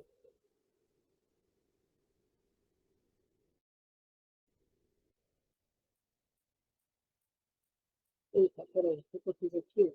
Aí, peraí, que deu pane no meu computador aqui. Cadê vocês? Vocês sumiram? Ih, ficou tudo preto. Peraí. Pô, tá. Vocês estão de volta, eu dou também? Então, ótimo. Se vocês forem nos estudos medievais, na turma, aí tem um negocinho que tem uma agendazinha, do lado tem o Google Drive, não tem? Se vocês clicam aí, vocês não vão para o Drive, não? Professora, a gente não está achei, achando onde você está falando, não. Ó, peraí, eu vou botar aqui no meu para ver. Ele está vazio, é isso mesmo? Tá vazia, né, professora? Vou mostrar como é que eu faço o meu, ó. Peraí. Tá vendo aqui a página? Estão vendo aqui? Ó, eu entrei assim, ó, quer ver? Eu fui para cá. Eu boto de novo se for o caso. Eu só quero realmente saber se vocês estão vendo o que eu estou vendo. A gente está vendo sua tela, professora. Agora sumiu. Tá, peraí, vou botar de novo, ó. Calma aí. Estou aqui. Vou para cá. Aí, tá, janela. Estudos medievais, ó. Vamos ver. Estão vendo? Aqui, minha tela. Sim, estamos. Tá, aí aqui na minha tela tem esse negocinho aqui. Pasta da turma no Google Drive. Clica aqui. Aí, para mim, abre isso aqui. Eu quero saber se para vocês abriu ou não. Para mim aparece vazio. Ah, tá. Então é porque vocês, quem entra depois, não tem. Vazia, professora. Entendi. Tá. Então eu vou ter que criar, é isso que eu precisava saber, se vocês conseguiram acessar ou não. Eu vou ter que criar uma outra pasta, mas nos textos que eu botei, vocês têm lá, né? Vocês conseguem ver.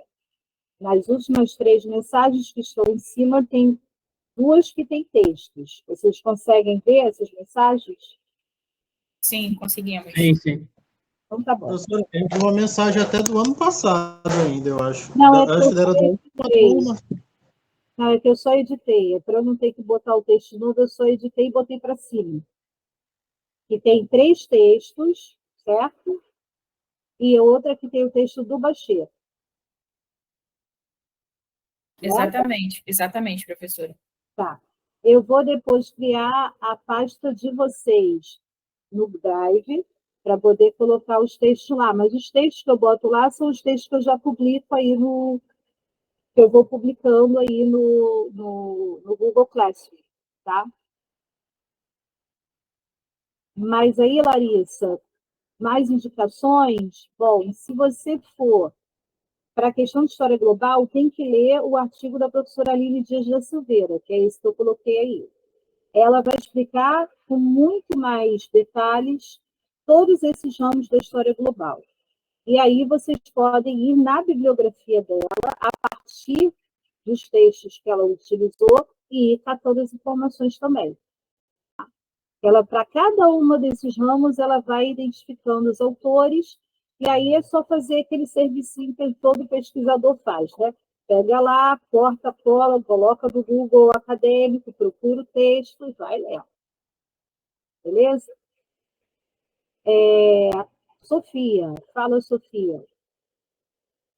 Professora, eu não pude participar das aulas anteriores, aí essa é a minha primeira. Você poderia me enviar o convite para o Classroom?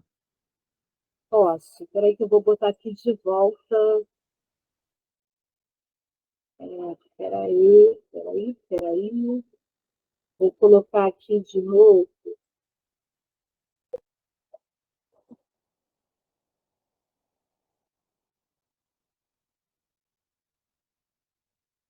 Botei também, tá, Sofia? De um lado ou de outro você já consegue.